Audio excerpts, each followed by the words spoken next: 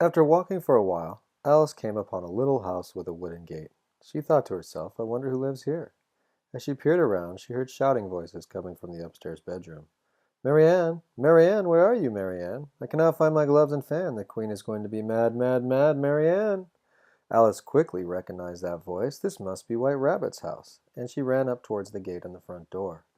At that moment, the White Rabbit burst out from the door screaming, I'm late, no time to waste," as he swung his enormous pocket pouch around his neck.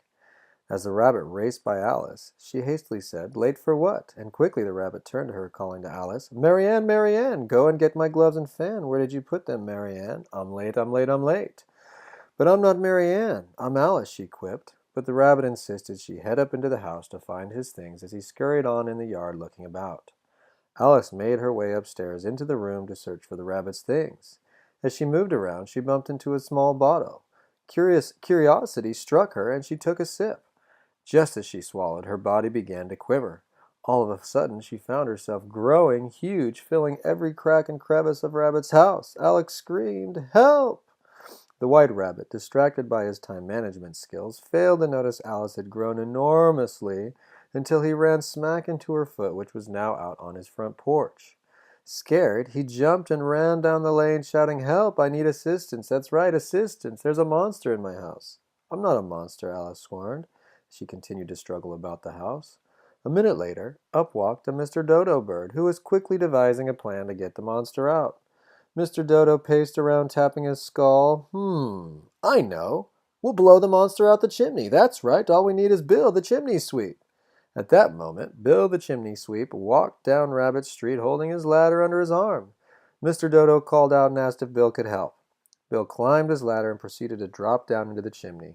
As he pushed his way down, the dust created from the stack quickly led Giant Alice into a ferocious sneeze. Achoo!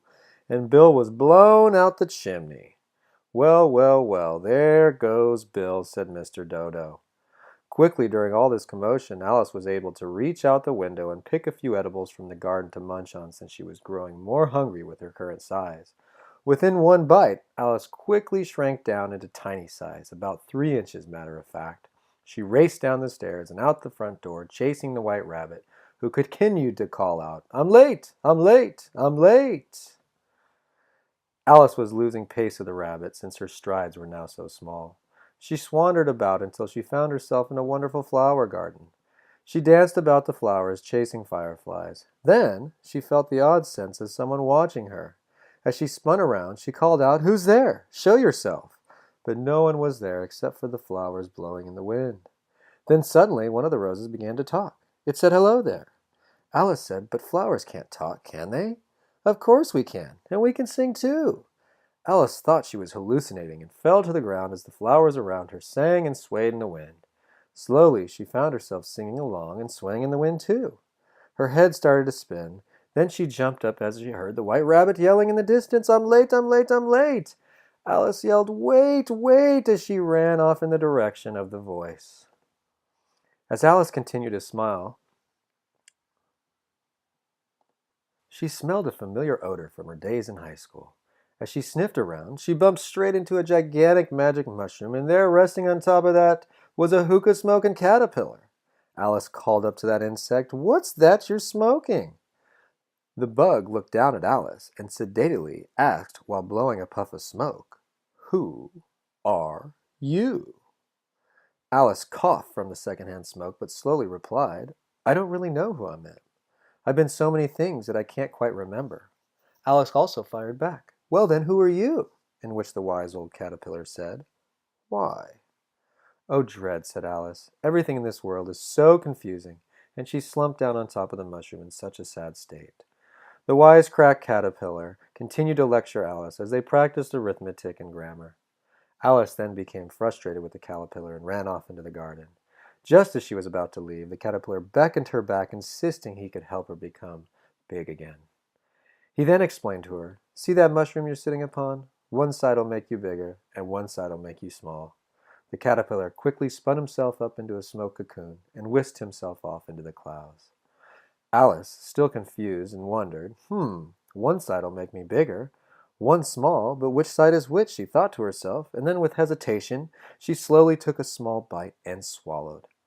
She closed her eyes and suddenly found her head racing up, up, up into the trees. She realized she must have eaten a bit too much. As she looked around from this new perspective, a mother bird angrily flew around Alice, pecking at her and calling her name. Serpent! Serpent! Serpent! Alice assured the mother bird she was no snake, just had a little bit of a wrong mushroom which caused her to grow, grow, grow.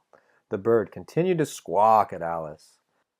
Alice suddenly shrunk back down as she tasted a bite of the other side of the mushroom. This time she was back down to 3 inches again. Then slowly she took small bites from both sides and was able to get herself back to her original 5'5". Alice continued down a path after the rabbit until she came to several forks in the road, all with signs pointing this way and that way, but with no direction at all. She sat and thought to herself, "This place is mad." With that, she heard a distant laugh from above. She looked up but saw nothing. She stood up and went around the base of the tree. When she looked up again, she began to see a cat appear slowly. Alice glared. "You're a cat," he said. I'm the Cheshire Cat, to be exact." "Yes, a Cheshire Cat," said Alice. The cat slowly started walking off up into the trees and disappearing. Alice called out, "Wait, wait, wait! I need some help finding my way." Alice said, "Which way should I go?" The Cheshire Cat called back, "You should go wherever you want to end up." Alice quipped, "Well, I'm not quite sure where I want to go." "Well then," said the cat, "it doesn't quite matter which way you choose then." With that, the cat came down the tree and proceeded to perform some magic tricks right in front of Alice. For his first trick, the cat disappeared, then reappeared standing on his own head. He called to Alice, "Can you stand on your head?"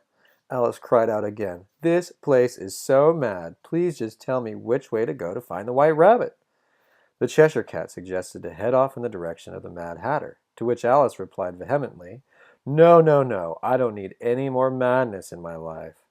The cat then suggested maybe off to the Time Hare's house for some insight. Alice quickly started walking in the direction, then the cat stopped her. "Oh, wait a minute. That hare's mad too. I forgot. Ah, ha, ha. I guess we're all mad around here," he continued as he chuckled and grinned, until all that was left of him was just the smile in the moonlight. Alice thought to herself. She walked off. "With so many mad folks around here, I best not cause them any trouble."